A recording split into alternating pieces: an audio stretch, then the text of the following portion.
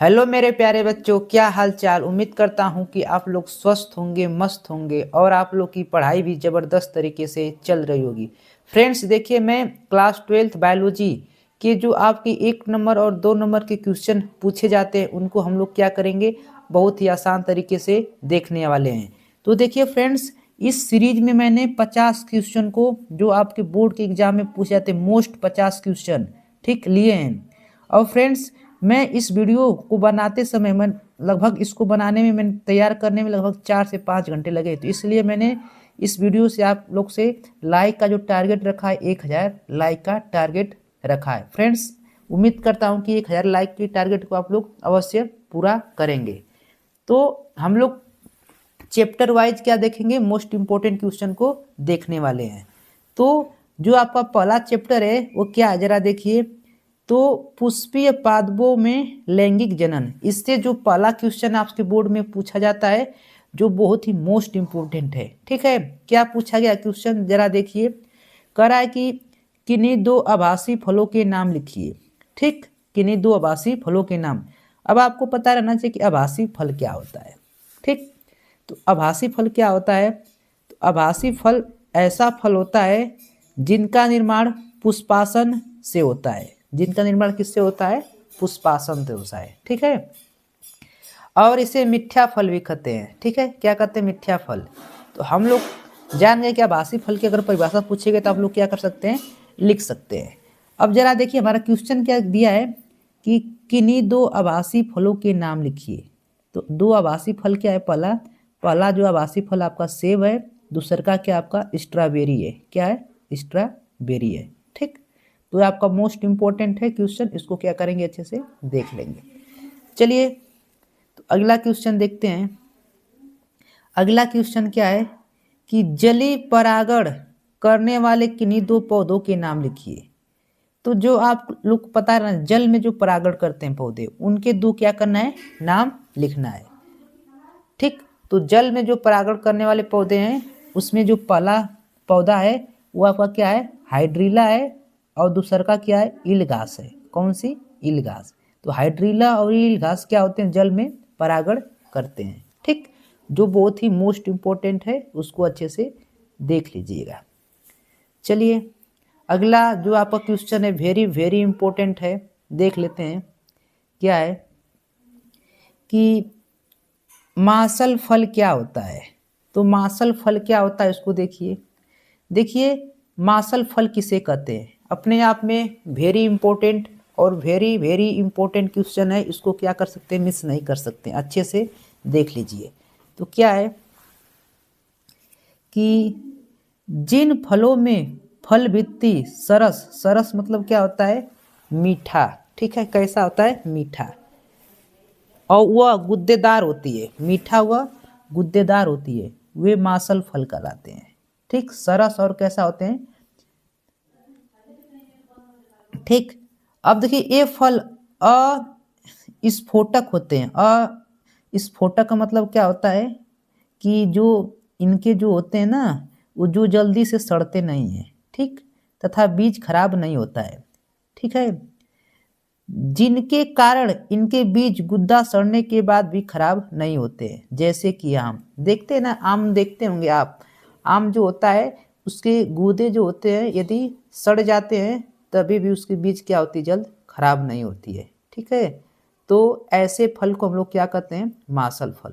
ठीक, कि गुद्दे तो बहुत मीठेदार होते हैं और गुद्दे सरस और गुद्देदार होते हैं, लेकिन उन्हीं को हम लोग मासल फल कहते हैं। लेकिन इनके जो फल होते हैं सड़ जाते हैं, लेकिन बीज नहीं सड़ती है। ठीक, ऐसे ही फलों को हम लोग क्या कहते हैं, मासल फल कहते हैं। ठीक है, तो चलिए फ्रेंड्स अगला क्वेश्चन है जो बहुत ही मोस्ट इंपॉर्टेंट है, उसको भी देख लेते हैं। क्या कह रहा है कि एक परिपक्व परागण में समाहित कोशिकाओं के नाम लिखिए। एक परिपक्व परागण में समाहित कोशिका का क्या करना है, नाम लिखना है।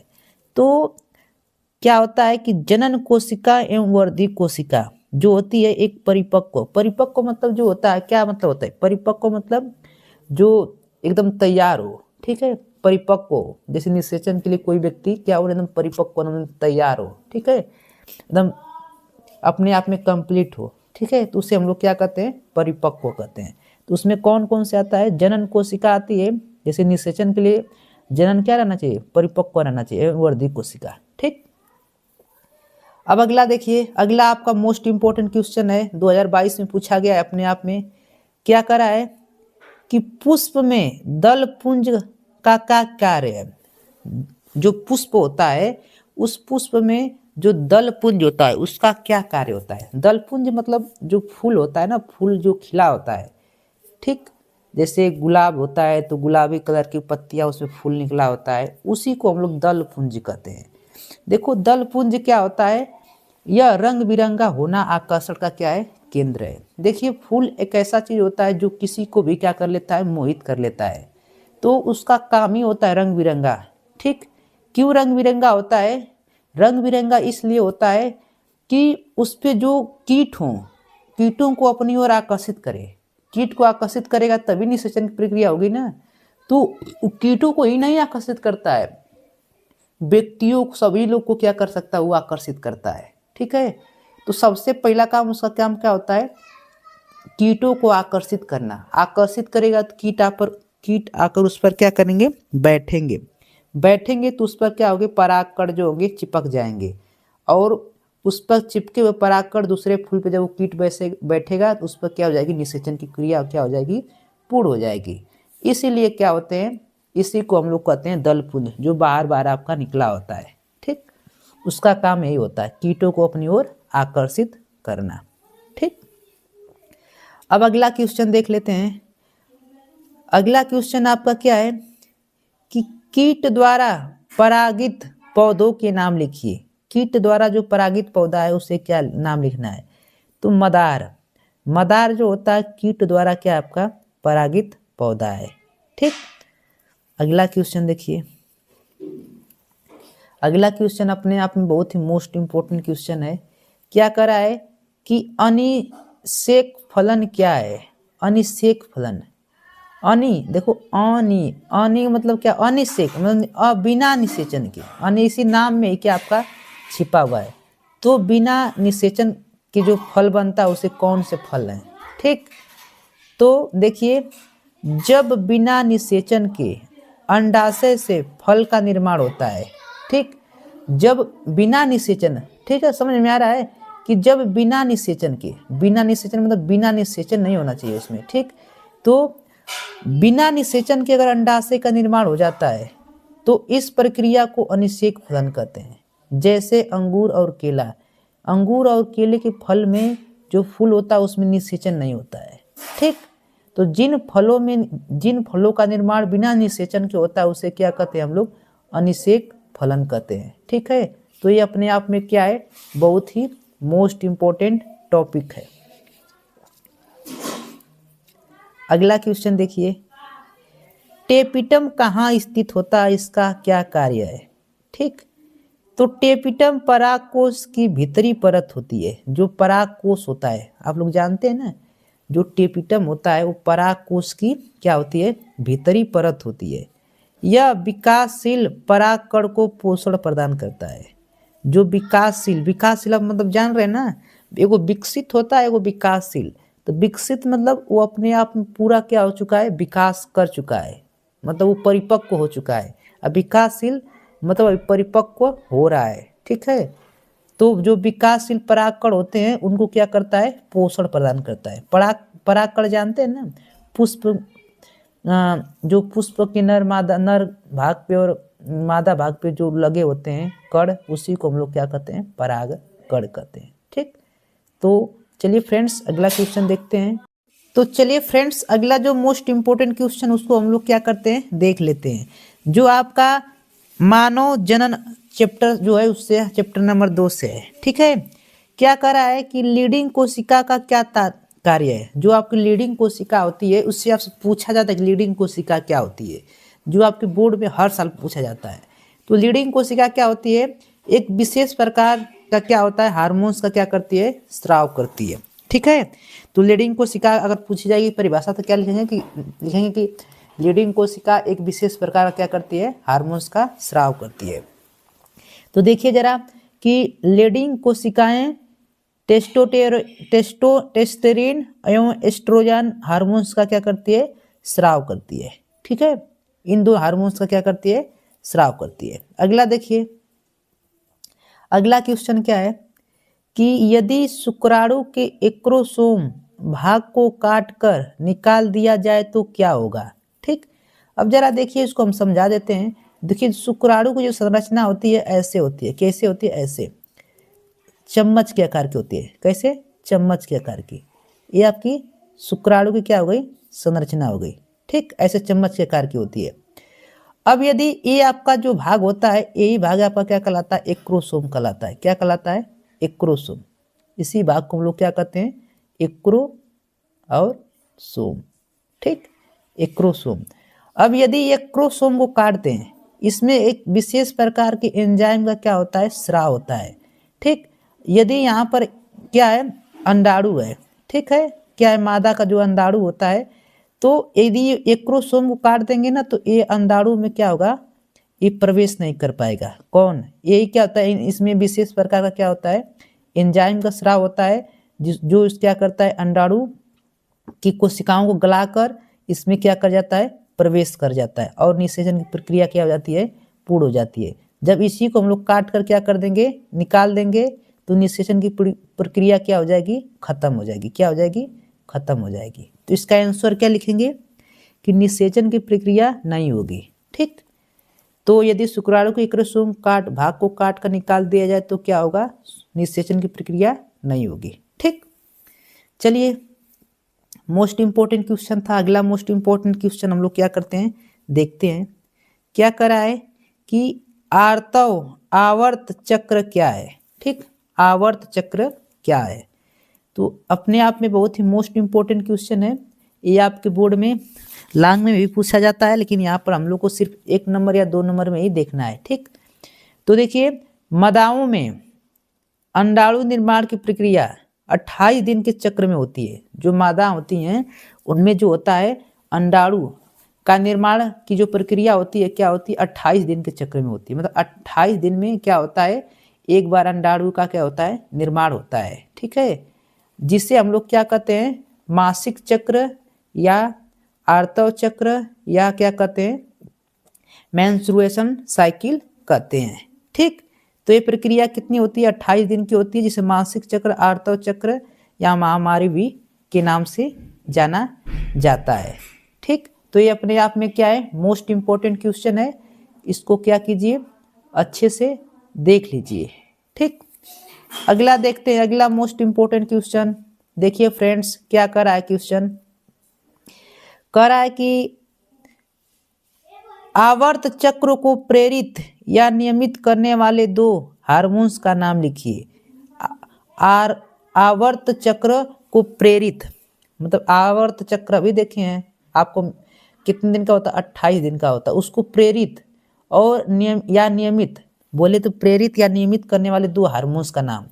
तो पहला हार्मोन्स क्या लिखेंगे आप लोग, एस्ट्रोजन, और दूसर का प्रोजेस्टेशन नामक 2 हार्मोन्स होते हैं। और 1-2 हार्मोन्स लिखना चाहते हैं तो एक हार्मोन्स और होता है, तीसर का जो होता है क्या होता है, LHS होता है, L और H होता है। ठीक, लिक्विनाइड हार्मोन्स। ठीक है, अगला क्या होता है, चौथा आपका F, H और S, ये 4 हार्मोन्स। तो आप लोग को 2 नंबर में पूछेगा, अरे 1 नंबर में पूछेगा तो आप लोग सिर्फ 2 लिखेंगे, एक आधे नंबर का आपका हो जाएगा। ठीक, चलिए, अगला जो टॉपिक है वो जनन स्वास्थ्य से है। किससे है, जनन स्वास्थ्य से। तो इसको देखते हैं, क्या कर रहा है कि किन्हीं 2 सहायक जनन तकनीकी का नाम लिखिए। किन्हीं 2 सहायक जनन तकनीकी का नाम, मतलब जनन मतलब बच्चे उत्पन्न करने की 2 तकनीक बताइए। ठीक, तो पहला जो आपका है पात्र निषेचन, दूसर का जो है कृत्रिम गर्भाधान। तो पात्र निषेचन को हम लोग IVF तकनीक भी कहते हैं। IVF का फुल फॉर्म होता है, आपको पता है कि इन विट्रो, इसका मतलब इन विट्रो फर्टिलाइजेशन। ठीक है, जिसे पात्र निषेचन कहते हैं। इसमें क्या होता है कि मादा के जो होते हैं अंडाणु और नर के जो होते हैं शुक्राणु, उसको क्या करते हैं, एक पात्र में भरकर एक निश्चित ताप पर क्या होती है, निषेचन की प्रक्रिया पूर्ण कराई जाती है। फिर पूर्ण कराने के बाद क्या करते हैं, मादा के शरीर में बोले तो गर्भाशय में क्या कर दिया जाता है, रख दिया जाता है। फिर वहीं पर इसका क्या होता है, पूर्ण प्रक्रिया चलती है। अब अगला है कृत्रिम गर्भाधान। गर्भाधान है, इसमें कृत्रिमिक रूप से क्या किया जाता है, गर्भाधान। तो ये बच्चे उत्पन्न, जिनकी बेबी उत्पन्न नहीं होती है, उनके क्या होते हैं, इनकी सहायता से हम लोग क्या कर सकते हैं, बेबी को उत्पन्न कर सकते हैं। ठीक है, तो बहुत ही मोस्ट इम्पोर्टेंट क्वेश्चन है। इसको आपके बोर्ड में इस पर टिप्पणियां भी पूछी जाती हैं, जिसको अच्छे से देख लेंगे। ठीक, अगला क्वेश्चन देखिए, मनुष्य में उत्पन्न 2 यौन संचारित रोगों के नाम लिखिए। ठीक, तो मनुष्य में उत्पन्न 2 यौन संचारित रोगों के नाम लिखना है। तो पहला जो आपका है एड्स है, क्या है, एड्स। दूसरा क्या आपका, सुजाक। ठीक, तो मानव में उत्पन्न 2 यौन संचारित रोग आपके कौन कौन से हैं, आपसे पूछा जाता है कि यौन संचारित रोगों के नाम। तो पहला एड्स और दूसरा का आपका सुजाक। ठीक, तो इसको अच्छे से क्या कर लेंगे, याद कर लेंगे। देखिए फ्रेंड्स, यदि आप लोग कापी कलम लेकर अच्छे से बैठते हैं, लिखते हैं, तो आप लोग की प्रैक्टिस हो जाए, जिससे आप लोग क्या बोर्ड में जब जाएंगे तो लिखने में और याद करने में कोई समस्या नहीं होगी। आप लोग अच्छे से वहां पर याद आएगा आपको। ठीक है, अगला क्वेश्चन देखिए, करा कि यौन संचारित रोगों से बचने की 2 विधियां। मतलब अगर कोई यौन से संबंधित, ठीक है, मतलब सेक्स से कोई संबंधित यदि कोई बीमारियां हैं, उससे बचने की कोई उपाय। तो पहला क्या है, रोध विधि। ठीक है, जिसे हम बेरियर कहते हैं। ठीक है, जैसे पुरुष क्या होते हैं, कंडोम का क्या करते हैं, उपयोग करते हैं। ठीक है, इस पे तो रोध विधि आपका पहला हो जाता है। ठीक है, जिसे बेरियर कहते हैं। ठीक है, और दूसरा का जो होता है, संक्रमित व्यक्ति को यौन संबंध ना बनाए। यदि कोई आप लोग को पता है कि कोई व्यक्ति संक्रमित है, तो उससे क्या करना चाहिए, यौन संबंध आपको नहीं बनाना चाहिए। ठीक है, तो ये अपने आप में क्या है, बहुत ही मोस्ट इम्पोर्टेंट क्वेश्चन है, तो इसको अच्छे से देख लीजिएगा। तो चलिए फ्रेंड्स, अगला जो मोस्ट इम्पोर्टेंट क्वेश्चन उसको क्या करते हैं, देखते हैं। क्या करा है कि वंशागति और विविधता के सिद्धांत, ये चैप्टर नंबर 4 है। इससे आपका जो पहला क्वेश्चन है वो आपका है। ठीक है, क्या करा है कि आनुवांशिकी रोग क्या है, उसकी उदाहरण दीजिए। ठीक, तो ऐसे रोग जो माता पिता से उनके संतान में आनुवांशिक रूप से पहुंचते हैं, उन्हें आनुवांशिक रोग कहते हैं। जो मतलब कि माता पिता से बच्चे में, बच्चे से फिर उसके बच्चे में, ऐसे क्या होता है, पीढ़ी दर पीढ़ी चलता है, उसे हम लोग क्या कहते हैं, आनुवांशिक रोग कहते हैं। तो आपके आनुवांशिक रोग कौन कौन से हैं, पहला आपका है वरानंदता, और दूसरा का हीमोफीलिया, जिसे हम लोग कलर ब्लाइंडनेस भी कहते हैं। ठीक है, जिसमें लोग को हरे और लाल में क्या होता है, कन्फ्यूजन उत्पन्न हो जाती है। ठीक है, तो ये भी आपका क्या है, अपने आप में मोस्ट इम्पोर्टेंट क्वेश्चन है। इसको क्या करेंगे, अच्छे से देख लेंगे। ठीक है फ्रेंड्स, चलिए तो अगला क्वेश्चन हम लोग क्या करते हैं, देखते हैं। कर आके अगला क्वेश्चन कि मानव में गुणसूत्री विकार के कारण उत्पन्न 2 रोगों के नाम लिखिए। ठीक, तो आपको पता रहना चाहिए, टर्नर सिंड्रोम और डाउन सिंड्रोम। ये आपका क्या है, वेरी मोस्ट इम्पोर्टेंट क्वेश्चन है। क्या है, वेरी वेरी इम्पोर्टेंट क्वेश्चन है। इसको क्या करेंगे, अच्छे से देख लेंगे। कौन कौन सा, टर्नर सिंड्रोम और डाउन सिंड्रोम। चलिए अगला देख लेते हैं क्वेश्चन कि टर्नर सिंड्रोम का गुणसूत्री विन्यास क्या है। तो इसका जो गुणसूत्री विन्यास है 2n-1 अर्थात 45 या 44 प्लस एक्स, 44 प्लस एक्स होता है। ठीक है, तो आपको पता है कि जो पुरुष होते हैं उसमें एक्स वाई गुणसूत्र, महिलाओं में एक्स एक्स गुणसूत्र क्या होते हैं, आपके पाए जाते हैं। ठीक है, अगला देख लेते हैं कि डाउन सिंड्रोम का गुणसूत्री विन्यास क्या है। जो डाउन सिंड्रोम होता है उसका गुणसूत्री विन्यास क्या है। तो क्या होता है, वहाँ पर आपका 2n-1 होता है, यहाँ पर क्या होता है 2n+1, इसलिए क्या हो जाता है, एक बेसी हो जाता है ना। वहाँ पर क्या होता है 46 में से 1 कम हो जाता है 45 हो जाता है, यहाँ पर 46 में से 1 बढ़ जाता है 47 हो जाता है। इसके लिए क्या लिखते हैं, 45 + XY। ठीक, तो डाउन सिंड्रोम में क्या होता है, एक बेसी हो जाता है, टर्नर सिंड्रोम में एक क्या हो जाता है, कम हो जाता है। ठीक, तो बहुत ही मोस्ट इम्पोर्टेंट है, इसको क्या करेंगे अच्छे से आप लोग देख लेंगे।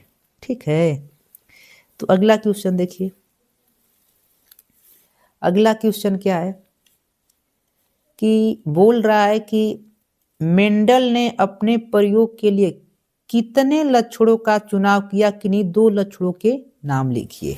ठीक, तो देखिए मेंडल ने अपने प्रयोग के लिए 7 विपरीत लक्षणों का चुनाव किया। ठीक है, मेंडल का जो प्रयोग है बहुत ही मोस्ट इंपोर्टेंट है। बोला गया कि मेंडल ने अपने प्रयोग के लिए 7 विपरीत लक्षणों का चुनाव किया। सबसे पहला है पुष्प का रंग, तो हमको सिर्फ 2 ही आपको लक्षण लिखना है। 7 लक्षण होते हैं लेकिन उसमें से कितने लक्षण लिखना, हमको 2 लक्षण। तो जो पहला लक्षण है क्या होता है, पुष्प का रंग। तो पुष्प का रंग यदि बैंगनी है तो प्रभावी होता है। कैसा होता है, यदि पुष्प का रंग क्या है, मटर, आपसे पूछा जाता है किस पर प्रयोग किया था, तो मटर के पौधे पर। किस पर, मटर के पौधे पर। ठीक है, तो यदि बैंगनी रंग का पुष्प है, पुष्प का रंग है, तो प्रभावी है।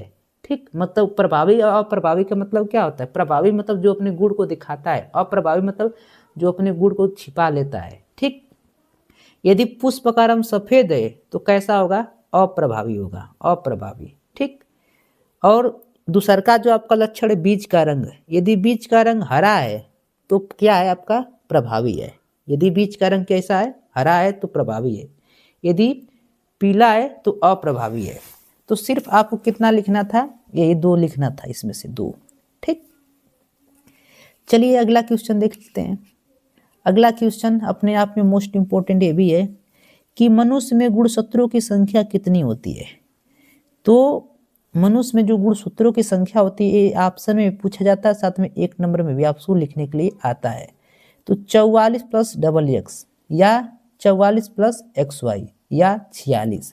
तो इसमें से आपसे कोई ऑप्शन में पूछ सकता है, या तो तीनों भी दे सकता है, फिर इसमें से कहेगा इसमें सभी, या इसमें से बोल देगा इसमें से कोई नहीं। तो ये अपने आप में क्या है, मोस्ट इंपॉर्टेंट है, और तीनों बात आपको क्या रहना चाहिए, याद रहनी चाहिए। चलिए, तो अगला क्वेश्चन हम लोग फ्रेंड्स देखेंगे। तो चलिए फ्रेंड्स अगला क्वेश्चन जो देख लेते हैं, किस चैप्टर से आप लोग देखिए, चैप्टर नंबर 5 वंशागति का आणविक आधार। ठीक है, क्या क्वेश्चन कर रहा है कि जीनोम क्या है, जीनोम आपका क्या है। तो इससे आपको पता रहना चाहिए कि किसी भी जीव में गुणसूत्रों के अगुणित सेट को जीनोम कहते हैं। किसको, अगुणित सेट को हम लोग क्या कहते हैं, जीनोम कहते हैं। तो कोई भी जीव जो है उसके जो गुणसूत्र होते हैं उसके अगुणित जो सेट होते हैं उसी को हम लोग क्या कहते हैं, जीनोम। तो ये आपके बोर्ड में पूछा गया है अगले साल। ठीक है, अगला क्या है, अगला क्वेश्चन करा कि कौन सा एंजाइम डीएनए खंड को विशेष स्थानों पर काटता है। ठीक है, तो आपको पता है कि जो डीएनए की जो संरचना होती है कैसे होती है, ऐसे होती है, ए ऐसे। ठीक है, कैसे, ए ऐसे। ठीक, तो इसको विशेष स्थान पर कौन सा एंजाइम काटता है, ये विशेष स्थान है। तो इसको विशेष स्थान पर काटने वाले एंजाइम का नाम है प्रतिबंधन एंडोन्यूक्लिक एज एंजाइम। ठीक है, ये आपको क्या करता है, डीएनए को एक विशेष स्थान पर क्या करता है, काटता है। तो ये अपने आप में क्या है, बहुत ही मोस्ट और वेरी इंपॉर्टेंट क्वेश्चन है। इसको अच्छे से क्या करेंगे, देख लेंगे। अगला क्वेश्चन देखते हैं। अगला क्वेश्चन क्या कर रहा है कि कौन सा एंजाइम डीएनए के कटे टुकड़े को जोड़ता है। ठीक है, यहाँ पर जो कटा हुए टुकड़े को कौन सा एंजाइम जोड़ता है। ठीक है, तो आपको पता रहना चाहिए कौन सा एंजाइम डीएनए की कटे टुकड़ों को जोड़ता है। तो लाइगेज एंजाइम जो होता है क्या होता है, डीएनए की कटे हुए टुकड़ों को क्या करता है, जोड़ता है। कौन सा एंजाइम, लाइगेज। कौन सा एंजाइम जो जोड़ता है, तो लाइगेज। ठीक है, अपने आप में मोस्ट इंपॉर्टेंट है। अगला क्वेश्चन देखिए कि डीएनए में उपस्थित क्षारकों के नाम लिखिए। ठीक, तो डीएनए में उपस्थित क्षारक को क्या करना है, नाम लिखना है। तो इसमें देखिए डीएनए में जो उपस्थित क्षारक है उनके नाम क्रमशः देखिए कई नाम है। देखिए 2 ही नाम है, नाम तो बहुत सारा लिखना होता है। तो एडेनिन, ग्वानिन, साइटोसिन और थाइमिन। ठीक, ये आपके 4 नाम है। ठीक, तो डीएनए में उपस्थित क्षारकों के नाम कौन कौन से? एडेनिन, ग्वानिन और साइटोसिन और क्या है? थाइमीन। ठीक, ये आपके डीएनए में उपस्थित क्या है? आपके क्षारक हैं। तो अपने आप में क्या है? मोस्ट इंपोर्टेंट है। ठीक है, बोर्ड में हर साल पूछे जाने वाले ये सब टॉपिक हैं। ठीक, अगला देखिए, अगला क्वेश्चन क्या कर रहा है? प्रोकैरियोटिक तथा यूकोरियोटिक डीएनए में अंतर लिखिए। तो देखिए क्या होता है, क्या कर रहा है कि प्रोकैरियोटिक डीएनए के साथ प्रोटीन नहीं जुड़े रहते हैं। जो आपका प्रोकैरियोटिक डीएनए के साथ क्या होता है? प्रोटीन आपके नहीं जुड़े होते हैं। ठीक है, इतनी बात आपको पता रहना चाहिए। जो प्रोकैरियोटिक होता है उसके साथ डीएनए आपका नहीं जुड़ा रहता। डीएनए का फुल फॉर्म आप लोग जानते हैं ना, क्या होता है? डी ऑक्सीराइबो न्यूक्लिक अम्ल होता है या एसिड बोलते हैं। ठीक है, डी ऑक्सीराइबो न्यूक्लिक एसिड होता है। ठीक, कभी कभी आपसे पूछ दिया जाता है फुल फॉर्म भी। ठीक, क्योंकि बायोलॉजी में आपके 2 से 3 सेटों में क्या होते हैं? बायोलॉजी में आपके फुल फॉर्म पूछे जाते हैं, जैसे डीएनए, आरएनए, ठीक है, जिप्ट, गिप्ट और इसी तरह आईयू, ऐसे बहुत सारे फुल फॉर्म है जो आपसे पूछे जाते हैं 3 से 4 सेटों में। ठीक, अब देखिए जुड़े रहते हैं, जबकि यूकैरियोटिक डीएनए के साथ हिस्टोन प्रोटीन से जुड़े रहते हैं। जो यूकैरियोटिक होता है वो डीएनए के साथ हिस्टोन प्रोटीन के साथ क्या होता है? जुड़े रहते हैं। किस प्रोटीन से? हिस्टोन प्रोटीन से क्या होते हैं? आपके जुड़े रहते हैं। तो फ्रेंड्स इसको भी देख लीजिए अच्छे से, बहुत ही मोस्ट इम्पोर्टेंट है। तो चलिए फ्रेंड्स, अगला जो मोस्ट इम्पोर्टेंट टॉपिक है उसको हम लोग क्या करते हैं? देखते हैं। क्या है अगला? कि आपसे जो क्वेश्चन है उसमें पूछा कि मानव स्वास्थ्य तथा रोग से, आपसे एक क्वेश्चन है। ठीक है, मानव स्वास्थ्य और रोग से, जो अपने आप में बहुत ही इंपॉर्टेंट चैप्टर होता है। इससे लगभग 8 से 10 नंबर क्वेश्चन पूछे जाते हैं। तो जरा देखिए, मनुष्य में जीवाणु जनित रोगों के नाम लिखिए। मतलब जीवाणु से होने वाले रोग आपके मनुष्य में लिखना है। ठीक है, तो आपको पता रहना जीवाणु से कितने रोग होते हैं। तो कौन कौन से रोग होते हैं? हैजा, ठीक है, तपेदिक, हैजा जानते हैं ना, जो आपके घर में मक्खियां होती हैं उनसे क्या होता है? हैजा होता है, लेकिन वो जीवाणु रहित क्या है? जो रोग है। ठीक है, तपेदिक, तपेदिक को टीबी बोला जाता है। ठीक है, या क्षय रोग भी बोला जाता है, तो वो भी आपका जीवाणु से होने वाला रोग है। मियादी बुखार और निमोनिया, ये सब किससे रोग होने वाले? जीवाणु जनित आपके क्या है? रोग है। ठीक, अगला देखते हैं। अगला क्वेश्चन क्या है कि मनुष्य में विषाणु जनित रोगों के नाम लिखिए। जो मनुष्य होता है, मनुष्य में विषाणु जनित रोग कौन कौन से हैं? तो देखिए रोग के नाम, तो मनुष्य में विषाणु से होने वाले रोग कौन कौन से? तो विषाणु से आपके कौन कौन से रोग होते हैं? तो डेंगू, डेंगू बुखार, चेचक, रेबीज, रेबीज आपको पता है ना, जो कुत्ते की काटने से जो रोग होता है उसे कहते हैं रेबीज। ठीक है, जैसे आप लोगों को पता होगा पागल कुत्ता यदि किसी मनुष्य को काट देता है रेबीज, तो उसके मुख में कौन सा विषाणु पाया जाता है? तो रेबीज, जिससे ये रोग हो जाता है। ठीक है, कुत्ते काटने से रेबीज नामक क्या होता है? रोग होता है। और पोलियो। ठीक है, तो ये आपको पता रहना चाहिए, अपने आप में मोस्ट इम्पोर्टेंट है कि विषाणु जनित रोग कौन से हैं और जीवाणु जनित रोग। तो जीवाणु जनित रोग ये आपका है, विषाणु जनित रोग ये आपका है। ठीक है, तो जो अपने आप में क्या होता है? मोस्ट इम्पोर्टेंट है। अगला देखिए, व्यसन क्या है? व्यसन, व्यसन का मतलब होता है लत। जैसे किसी को, व्यक्ति को पढ़ाई की लत लग जाती है, तो किसी को किसी न किसी चीज़ की क्या हो जाती है? लग जाती है। जैसे ड्रग्स, किसी को ड्रग्स एल्कोहल लेने की लत लग जाती है। ठीक है, तो कोई व्यक्ति एकदम क्या होता है,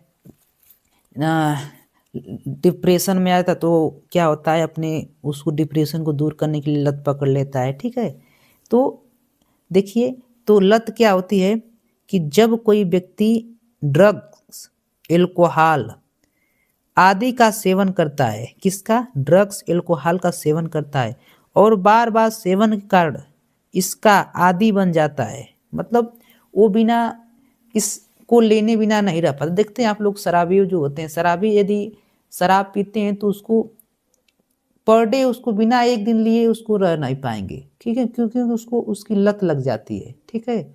वही उसके लिए दवा का कार्य करता है, ठीक है। वो जब तक लेगा नहीं तब तक उसकी तबीयत क्या हो जाएगी, डाउन हो जाएगी, क्यों जब ऐसे ले लेगा तो उसकी तबीयत क्या हो जाएगी, अच्छी हो जाएगी। तो उसको क्या होता है, उसकी लत लग जाती है, ठीक। तो उसी को हम लोग लत कहते हैं या व्यसन कहते हैं। व्यसन आपको बताया ना, लत या उसी को कहते हैं। तो परिभाषा बहुत ही सिंपल है, आसान तरीके से लिख देंगे कि जब कोई व्यक्ति ड्रग्स, एल्कोहल आदि का सेवन करता है और बार बार सेवन के कारण इसका आदी बन जाता है तो इसे लत को व्यसन कहते हैं, ठीक। चलिए अगला क्वेश्चन देखते हैं। अगला क्वेश्चन क्या है कि ओपिओइड्स पर टिप्पणी लिखिए। ओपिओइड्स पर क्या लिखना है, टिप्पणी लिखना है। तो ओपिओइड्स नशीली दवाओं का एक समूह है। क्या है, नशीली जो दवाएं होती हैं उसका एक क्या है, समूह है। ओपिओइड्स नशीली दवाओं का समूह, जिसके अंतर्गत हीरोइन, मार्फिन, स्मैक, अफीम आदि नशीली औषधियां शामिल हैं, ठीक। आप लोग देखे होंगे अफीम का पौधा आपके गांव घर में पाया जाता है, ठीक है, जिसके फूल वूल से क्या होता है, उसका निर्माण किया जाता है, ठीक है। तो ये आपके क्या है सब देखिए इस पर टिप्पणी पूछी जाती है तो टिप्पणी आप लोग लिख देंगे, ठीक है। ओपिओइड्स के ऊपर टिप्पणी लिखिए। तो इतने से क्या कर देंगे, ये नशीली औषधियाँ क्या होती हैं इसमें शामिल होती हैं, ठीक। तो फ्रेंड्स इसको अच्छे से क्या करेंगे, देख लेंगे। ये जो अपने आप में बहुत ही मोस्ट इम्पोर्टेंट क्वेश्चन है, सन 2024 में पूछा गया था 2 नंबरों में, ठीक। अब देखिए अगला जो क्वेश्चन है, मानव कल्याण में सूक्ष्म जीव। मानव कल्याण में सूक्ष्म जीव, आपको पता है कि सूक्ष्म जीव क्या होते हैं। सूक्ष्म जीव ऐसे जीव होते हैं जिन्हें हम क्या कर सकते हैं, अपने नग्न आंखों से नहीं देख सकते हैं। जैसे हम लोग क्लास 11th में पढ़े थे सूक्ष्म जीवों के बारे में कि सूक्ष्म जीव 5 प्रकार के होते हैं, वायरस, विषाणु, वायरस विषाणु को वायरस सीखा था, जीवाणु, ठीक है, प्रोटोजोआ। अगला इसमें जो क्वेश्चन है, अगला क्वेश्चन क्या है कि वाहित मल क्या है। देखिए फ्रेंड्स ये इतनी बार क्वेश्चन पूछा गया, इतनी बार बोर्ड में पूछा गया कि इसकी कोई गिनती ही नहीं है, ठीक है। ये देखिए लॉन्ग में भी पूछा जाता है, शॉर्ट में भी पूछा जाता है, 3 नंबरों में पूछा जाता है, मतलब हर चीज में पूछा जाता है, ठीक। तो वाहित मल क्या होता है, कस्बों में, नगरों में व शहरों में नालियों में बहने वाले मल मूत्र व कचरे को हम लोग क्या कहते हैं, वाहित मल कहते हैं। जो आपको नगर में रहते हैं, कस्बा में रहते हैं, शहर में रहते हैं, तो नाली में जो मानव के मल मूत्र जो बहते हैं उसी को हम लोग, मल मूत्र व कचरा जो बहता है उसी को हम लोग क्या कहते हैं, मल वाहित मल कहते हैं। इसमें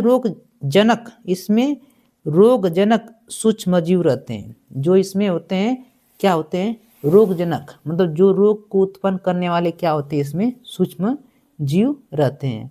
और इस जो मल बहता है ना, इस मल में क्या होता है, ऑक्सीजन की क्या होती है, कमी होती है, ठीक है। इसमें कोई जीव अन्य नहीं रह पाएगा। सिर्फ कौन से जीव रह पाते हैं, जो सूक्ष्म जीव रहते हैं वही उनमें क्या कर पाते हैं, रह पाते हैं। इसमें ऑक्सीजन की क्या होती है, बहुत कम मात्रा होती है। तो वाहित मल जान गए ना, जो आपके नहाते धोते हैं, जो आपकी गंदगी होती है, जो आपका मल मूत्र है, वो क्या होता है, नालियों के द्वारा जो बहता है चला जाता है नालों में, उसी को हम लोग वाहित मल कहते हैं, ठीक। तो अपने आप में क्या है, बहुत ही मोस्ट इम्पोर्टेंट है। अगला क्वेश्चन देखिए कि किन्हीं 2 प्रतिजैविक का नाम लिखिए। अपने आप में मोस्ट इम्पोर्टेंट है, लगभग हर साल पूछे जाने वाला टॉपिक है। किसी न किसी सेट में ये आपको टॉपिक दिख ही जाता है, ठीक है। कौन सा टॉपिक, कि किन्हीं 2 प्रतिजैविक का नाम लिखिए। तो जो पहला प्रतिजैविक है क्या है, पेनिसिलिन है। क्या है, पेनिसिलिन है। और दूसरा जो आपका टॉपिक है स्ट्रेप्टोमाइसिन है। क्या है, स्ट्रेप्टोमाइसिन है। तो जो पहला टॉपिक है पेनिसिलिन है, दूसरा का क्या है, स्ट्रेप्टोमाइसिन है। तो बहुत ही मोस्ट इम्पोर्टेंट टॉपिक है।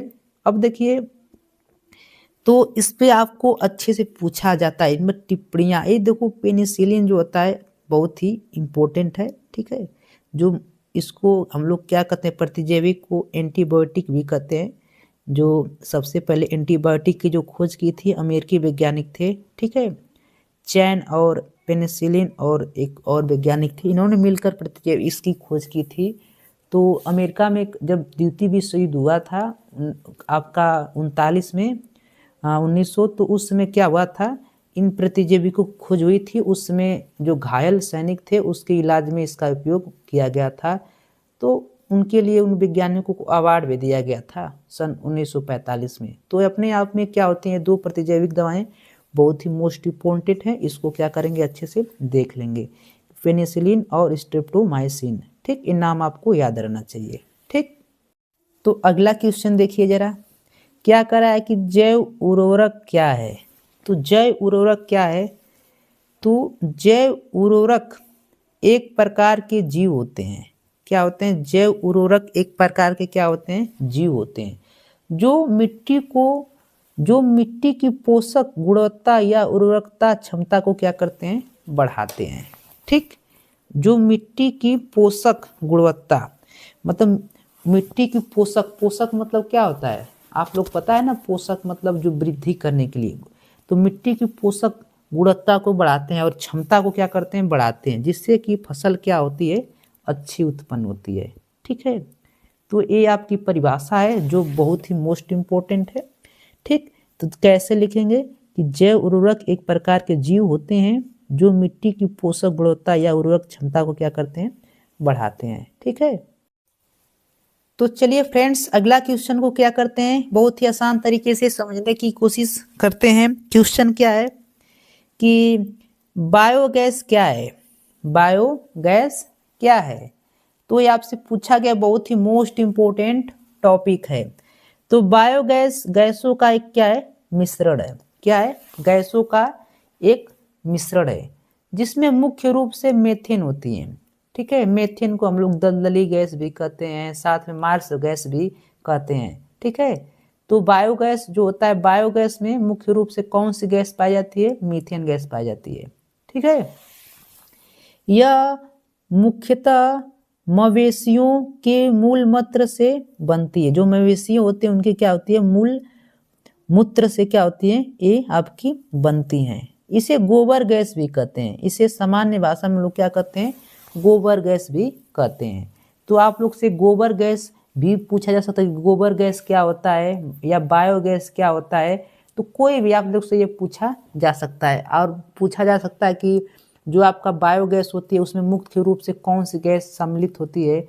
तो मेथेन गैस आपका क्या होती है, सम्मिलित होती है, जो मुख्यतः मवेशियों से क्या होते हैं, मूल मूत्र से आपकी बनती है। मवेशी मतलब जो आपके घर में गाय भैंस होती हैं, उनके मलमूत्र से क्या होती है, बायोगैस का क्या होता है, निर्माण होता है। ठीक है, तो ये अपने आप में बहुत ही मोस्ट इम्पोर्टेंट है, इसको अच्छे से देख लीजिएगा। ठीक है, चलिए अगला देख लेते हैं। अगला मोस्ट इम्पोर्टेंट टॉपिक कि घरेलू उत्पाद में उपयोगी दो सूक्ष्म जीवों के नाम लिखिए। जो आपके घरेलू उत्पाद हैं उसमें मुख्य रूप से दो क्या उपयोगी सूक्ष्म जीव। तो पहला आपका आता है सिरका। तो सिरका में सबसे पहले एसिटोबैक्टर एसिटिक पाया जाता है। सिरका जो आपका होता है, ठीक है, जैसे आपको पता है ना, ईख को क्या करते हैं, पेर कर, मतलब उसको बोला जाता है, उसका जो रस होता है उसको क्या करते हैं, किसी डब्बे में रख देते हैं कुछ दिनों तक। तो क्या होता है, वो सिरके का कार्य करने लगता है। ठीक है, जो शरीर के स्वास्थ्य के लिए क्या होता है, बहुत ही लाभदायक होता है। उसका लोग देहाती में क्या करते हैं, यूज करते हैं। ठीक है, तो उसमें जो सूक्ष्म जीव पाया जाता है कौन सा, एसिटोबैक्टर एसिटिक पाया जाता है। कौन सा, एसिटोबैक्टर एसिटिक। ठीक, दूसर का क्या आपका दही। दही क्या होता है, दही में आपको लैक्टोबैसिलस पाया जाता है। क्या होता है, लैक्टोबैसिलस। ठीक, तो दही में आपका लैक्टोबैसिलस, और जो सिरका होता और सिरके में एसिटोबैक्टर आपके एसिटिक पाए जाते हैं। ठीक है, तो दही वाला तो और इम्पोर्टेंट होता है क्योंकि पूछा जाता है, कई बार बोर्ड में आपसे पूछा जाएगा। तो ये दोनों है क्या अपने आप में इम्पोर्टेंट है, इनको देख लीजिएगा। अगला क्वेश्चन क्या है, चैप्टर नंबर 8 से जैव प्रौद्योगिकी के सिद्धांत एवं प्रक्रियाएं। ठीक, तो इसमें जो पहला क्वेश्चन है वो क्या है कि आणविक कैंची क्या है। आणविक कैंची आपकी क्या है। तो आपसे आप लोग को लिखना पड़ता है कि आणविक कैंची क्या है। तो लिखेंगे क्या कि अनुबंधन एंडोन्यूक्लीज एंजाइम को आणविक कैंची कहते हैं। जो अनुबंधन एंडोन्यूक्लीज एंजाइम की क्या हम लोग क्या कहते हैं, आणविक कैंची कहते हैं। यह डीएनए खंडों को क्या करता है, काटता है। जो आपका डीएनए खंड होते हैं उनको क्या करता है, काटता है। ठीक, तो यह क्या करता है, डीएनए खंडों को क्या करता है, काटता है। किसको, डीएनए खंडों क्या करता है, काटता है। चलिए अगला क्वेश्चन देख लेते हैं। अगला क्वेश्चन जो आपका है, जैव प्रौद्योगिकी एवं उनके अनुप्रयोग। किससे, जैव प्रौद्योगिकी एवं उनके अनुप्रयोग, उसके अनुप्रयोग से है।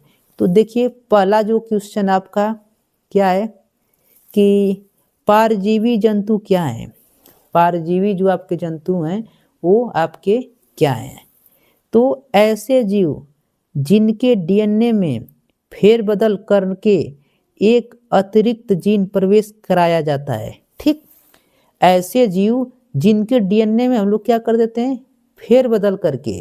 ठीक है, अब तो आपको पता है कि हाँ क्या होता है कि अब मनुष्य, अब ऐसा डिजिटल जमाना चल दिया है कि व्यक्ति नर को मादा में चेंज कर दिया जाता है, मादा को नर में। ठीक है, तो हम लोग क्या करते हैं, ऐसे जीव जिनके डीएनए में फेरबदल करके एक अतिरिक्त जीन प्रवेश करा दिया जाए, तो ऐसे जीव को ट्रांसजेनिक जीव या परजीविक जंतु कहते हैं। देखिए आप लोग से बोर्ड में पूछा जा सकता है कि ट्रांसजैविक जीव या ट्रांसजैविक जीव किसे कहते हैं, तो आप लोग को पता रहना चाहिए। ठीक है, या परजीवी जंतु कहते हैं। जैसे डाली भेड़, कैसी, डाली भेड़, कागा गाय, कौन सी गाय, कागा गाय, मीरा बकरी आदि। ठीक, मीरा बकरी आदि ये आपके क्या है, परजीवी जंतु हैं।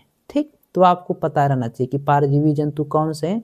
तो ये आपकी परिभाषा आपको पता रहना चाहिए। तो परिभाषा एक बार और देख लेते हैं कि ऐसे जीव जिनके डीएनए में फेरबदल करके एक अतिरिक्त जीन प्रवेश करा दिया जाता है। फेरबदल करके क्या करते हैं हम लोग, अतिरिक्त जीन प्रवेश, तो ऐसे जीव को हम लोग क्या कहते हैं, परजीवी जंतु कहते हैं।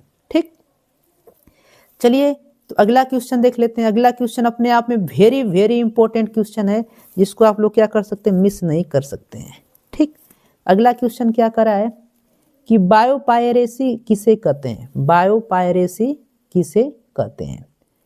तो मल्टीनेशनल कंपनियों व दूसरे संगठन द्वारा किसी राष्ट्र या उससे संबंधित लोगों से बिना अनुमति कि जैव संसाधन का उपयोग करना बायोपायरेसी कहलाता है। ठीक, जो आपकी बड़ी बड़ी कंपनियां होती हैं उसके बिना संगठन, मतलब बिना मिले हुए यदि हम लोग क्या कर देते हैं, कोई व्यक्ति बाहर से, यदि मान लो आपको पता है ना कि यदि बाहर से कंपनी से मिलकर बाहर से यदि हम लोग क्या कर रहे हैं, किसी को दे रहे हैं, तो इसे हम लोग क्या कहते हैं, बायोपायरेसी कहते हैं। ठीक है, तो बिना अनुमति के यदि कोई दे दे, बिना कंपनी के, जैसे हम लोग किसी कंपनी में क्या कर रहे हैं, काम कर रहे हैं, तो उसके बिना अनुमति के हम लोग क्या कर दे रहे हैं, किसी चीज को दे रहे हैं, तो ऐसे हम लोग क्या करते हैं, उन्हें बायोपायरेसी कहते हैं। जैव संसाधन का उपयोग करना बायोपायरेसी कहलाता है। ठीक है, तो मोस्ट इंपोर्टेंट है। चलिए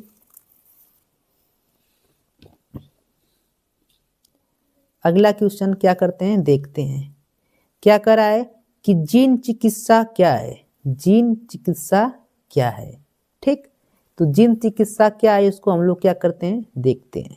ठीक, तो जीन चिकित्सा क्या है, इसको हम लोग देखते हैं। क्या होती है कि जीन चिकित्सा के अंतर्गत शरीर के दोषपूर्ण जीन को निकालकर, जीन चिकित्सा जो होती है उसमें क्या करते हैं, शरीर के जो दोषपूर्ण जीन होते हैं, ठीक है, दोषपूर्ण जीन मतलब जो जीन अच्छे नहीं होते हैं उनको क्या कर देते हैं, निकाल देते हैं। जो मतलब क्रियाशील नहीं होते हैं, मतलब जो जीन क्या होते हैं, क्रियाशील आपके नहीं होते, क्रियाशील बोले तो कार्य करने के लिए सक्षम नहीं होते हैं, तो उन्हें निकालकर स्वस्थ व क्रियाशील जीन को प्रवेश करा दिया जाता है, तो उसे हम लोग क्या कहते हैं, जीन चिकित्सा कहते हैं।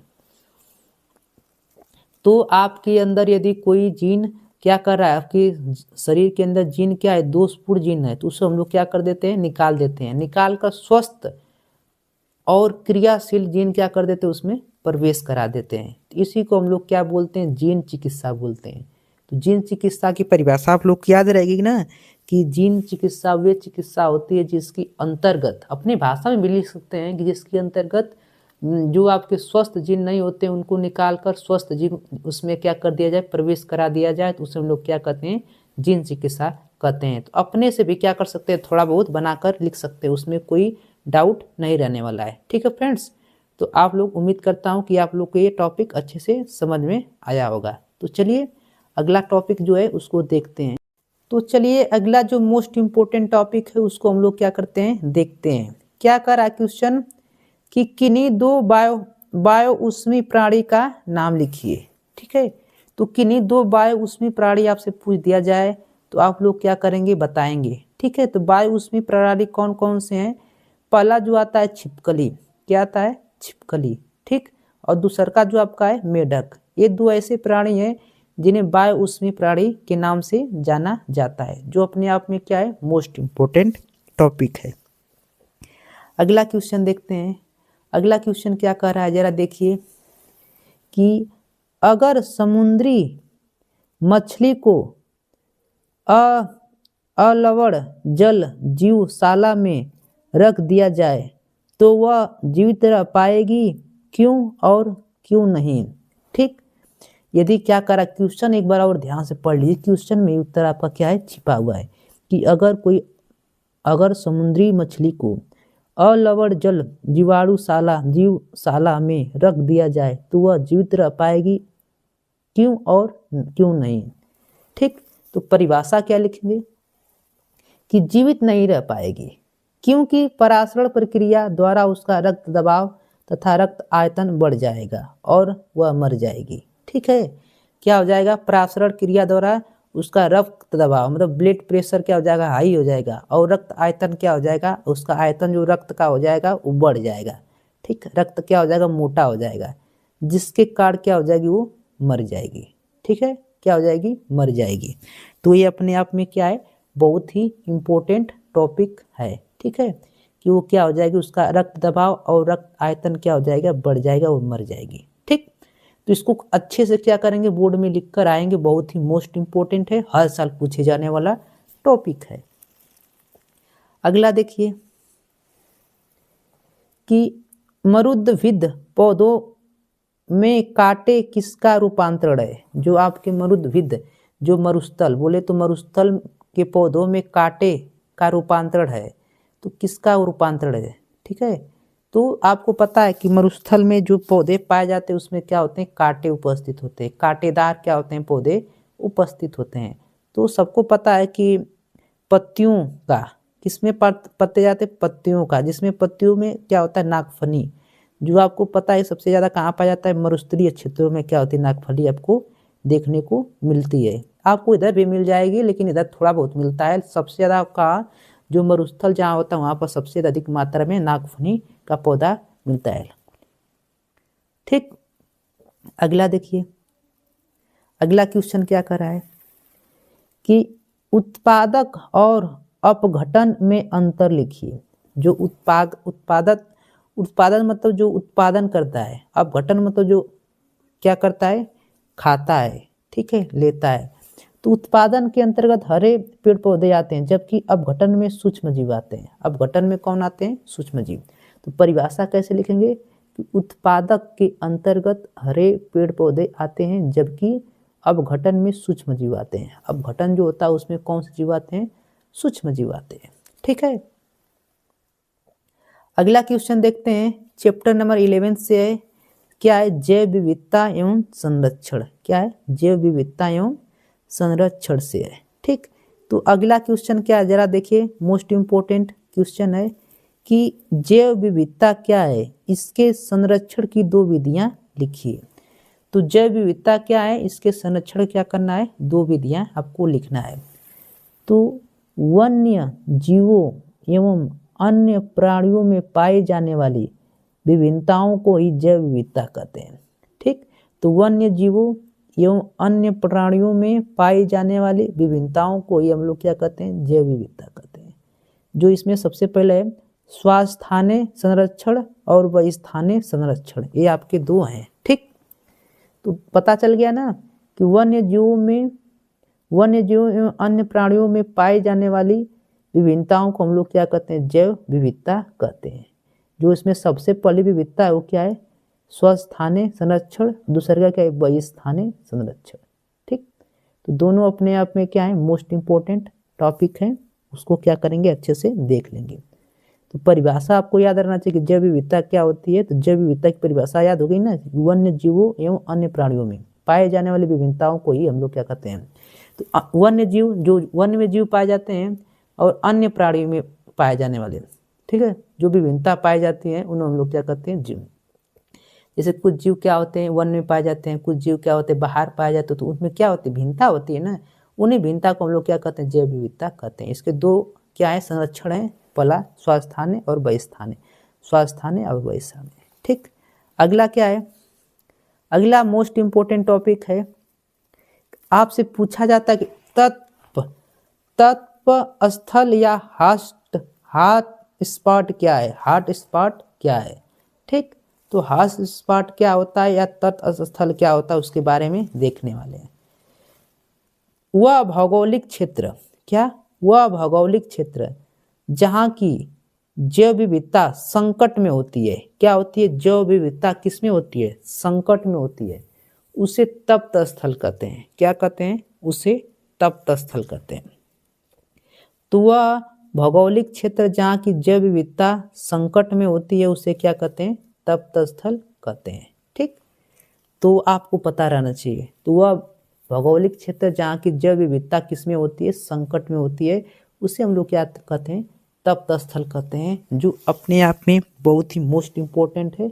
इसको अच्छे से याद कर लीजिएगा बाबू, ठीक है, जो बोर्ड में बहुत बार पूछी गई है।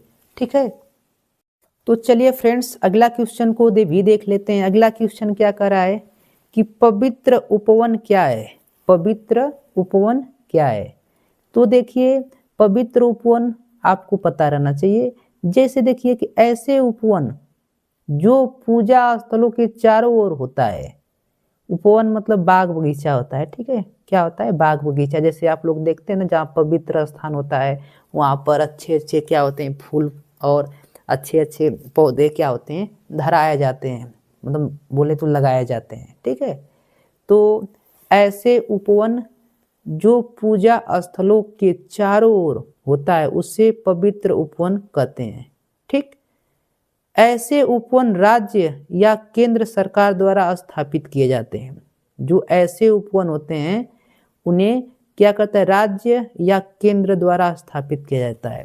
तो ऐसे उपवन को हम लोग, आपकी राज्य सरकार बोले तो जो के राज्य के सरकार रहेगी वो, या तो केंद्र सरकार क्या करते हैं, ऐसे उपवन को आपको सौंपते हैं लगाने के लिए। ठीक है, और ऐसे उपवन कहाँ लगाए जाते हैं, जहाँ पवित्र स्थान होता है। ठीक है, पवित्र मतलब शुद्ध। ठीक, तो जहाँ पवित्र स्थान होता है वहाँ पर इसे उपवन को क्या करते हैं, लगाते हैं। तो आप लोग समझ गए ना, परिभाषा बहुत ही आसान थी। ठीक है, चलिए अगला क्वेश्चन क्या है कि राष्ट्रीय उद्यान क्या है। ठीक, राष्ट्रीय उद्यान क्या है, वह क्षेत्र जहाँ वन्य जीव तथा पारस्परिक तंत्र दोनों संरक्षित रहते हैं, उसे वन्य जीव का राष्ट्रीय उद्यान कहते हैं। तो आप लोगों की परिभाषा याद हुई।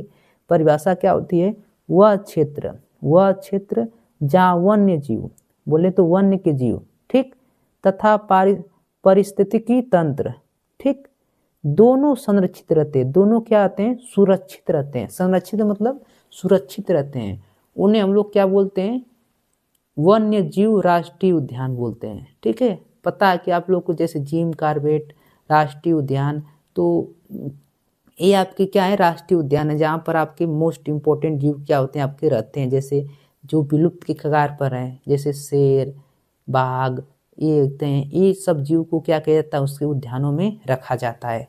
तो ये अपने आप में क्या होता है, मोस्ट इम्पोर्टेंट टॉपिक बन जाता है। ठीक, अगला देखिए, राष्ट्रीय उद्यान की स्थापना का उद्देश्य लिखिए। क्या है अगला क्वेश्चन कि राष्ट्रीय उद्यान की स्थापना का क्या करना है, उद्देश्य लिखना है। तो आपको पता रहना चाहिए, वन्य जीव को संरक्षित रखना। वन्य जीव को संरक्षित मतलब जो जीव वन्य में पाए जाते हैं, जैसे आपको पता है ना वन में कौन कौन जीव पाए जाते हैं, जैसे हिरन हो गया, शेर हो गया, बाघ हो गया, हाथी हो गया, ये सब कैसे जीव हैं जो वन्य में पाए जाते हैं, जीव वन्य में पाए जाते हैं। ठीक। और दूसरा क्या है, पर्यावरण को संतुलित बनाना।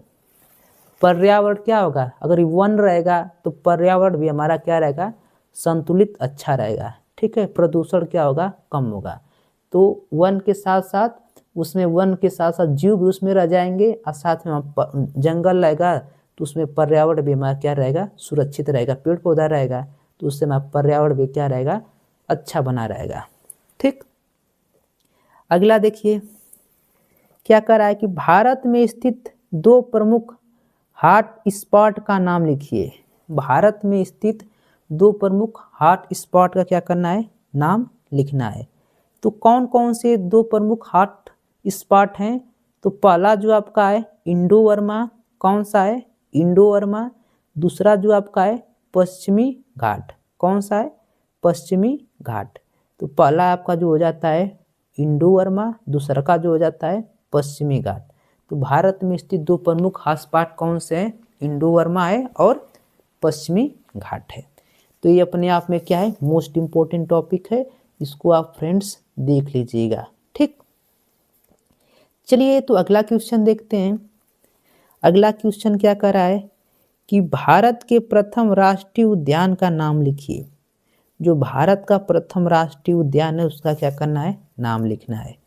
तो हेली नेशनल उद्यान जिम कॉर्बेट के नाम से जाना जाता है, जो आपको पता है कि गुजरात में पाया जाता है। ये जो हेली नेशनल उद्यान है किसमें, गुजरात में, जहां हमारे मुख्यमंत्री का क्या है, घर है। ठीक है, बोले तो मुख्यमंत्री सॉरी प्रधानमंत्री जो आपके नरेंद्र मोदी हैं उनका वहां पर स्थान है। ठीक है, तो हेली नेशनल उद्यान ये जिसे हम लोग क्या कहते हैं, अब उसका नाम बदलकर क्या रख दिया गया है, जिम कॉर्बेट के नाम से जाना जाता है। पहले किस नाम से जाना था, हेली नेशनल उद्यान के। ठीक है, तो इस नाम से अब क्या हो जाता है, इसको जाना जाता है। तो जो अपने आप में क्या है, बहुत ही मोस्ट इम्पोर्टेंट है। तो चलिए फ्रेंड्स अगला क्वेश्चन देख लेते हैं। देखिए क्या है क्वेश्चन कि क्या कर रहा है कि पेटेंट से क्या आशय है, पेटेंट से क्या आशय है। तो ये अपने आप में बहुत ही मोस्ट इम्पोर्टेंट क्वेश्चन है, 22 और 24 में पूछा गया है क्वेश्चन। ठीक, तो देखिए पेटेंट एक अधिकार है। ठीक है, पेटेंट एक अधिकार है जो किसी व्यक्ति या संस्था को किसी नई सेवा, जो किसी व्यक्ति या संस्था आप लोग जानते हैं ना, ठीक, को किसी एक नई सेवा, तकनीकी प्रक्रिया, खोज, उत्पाद या डिजाइन के लिए प्रदान किया जाता है।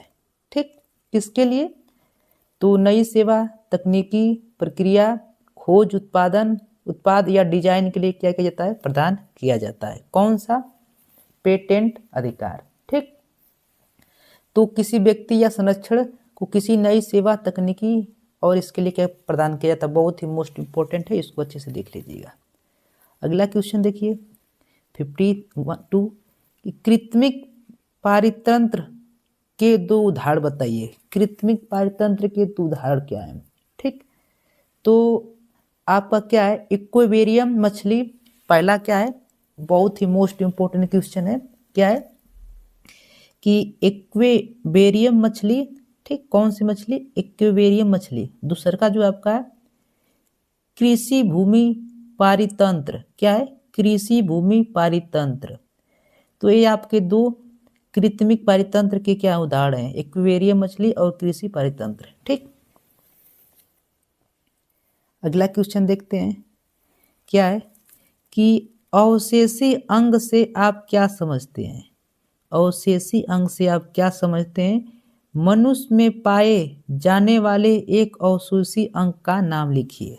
ठीक, तो क्या करा कि अवशेषी अंग से आप क्या समझते हैं, मनुष्य में पाए जाने वाले एक अवशेषी अंग का नाम लिखिए। ये very very important question, very important, जिसकी तुलना नहीं की जा सकती है। ठीक, तो क्या होता है जरा देखिए, वे अंग जो हमारे पूर्वजों में क्रियाशील नहीं थे। पूर्वजों मतलब जो हमारे पुराने जमाने के जो व्यक्ति थे, ठीक।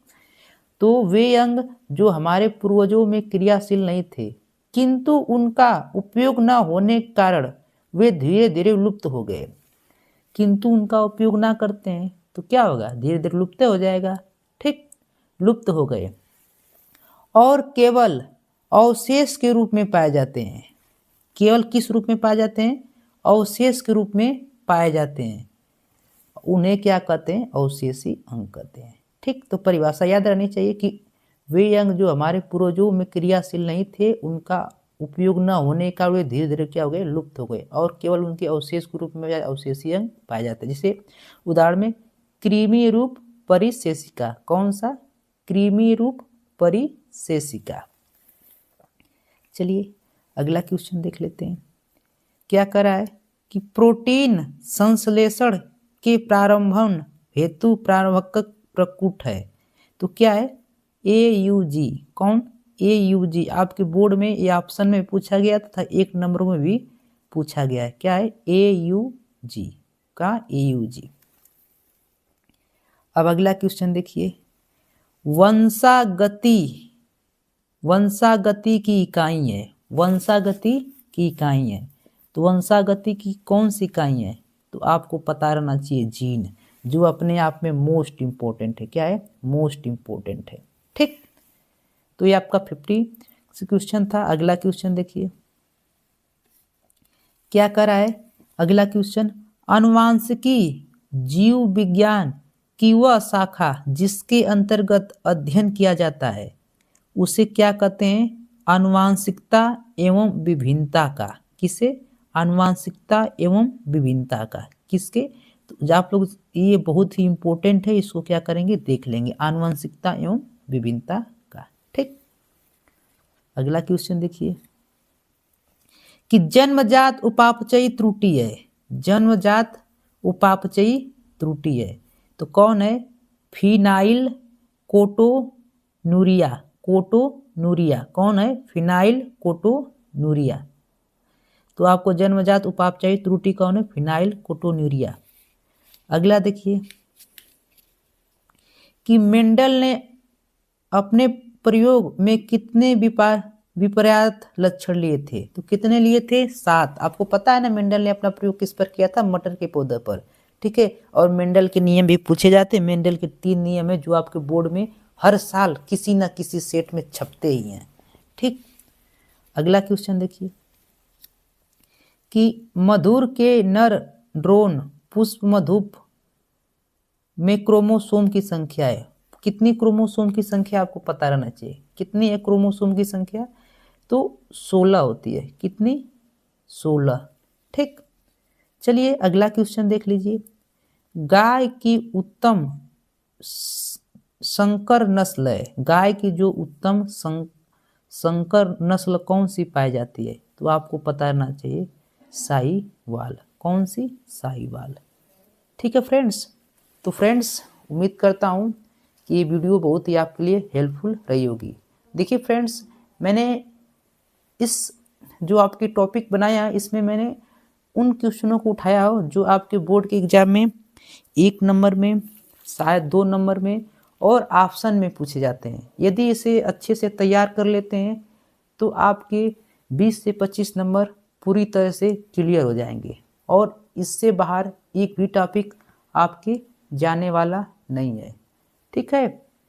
तो फ्रेंड्स क्या करेंगे, इसको अच्छे से देख लेंगे, ठीक है, और इसे अच्छे से अध्ययन करेंगे। तो फ्रेंड्स वीडियो अच्छी लगती हो तो वीडियो को लाइक कीजिए, यदि चैनल पर नए हो तो चैनल को सब्सक्राइब कीजिए और अपने प्यारे दोस्तों को शेयर कीजिए, ठीक है फ्रेंड्स।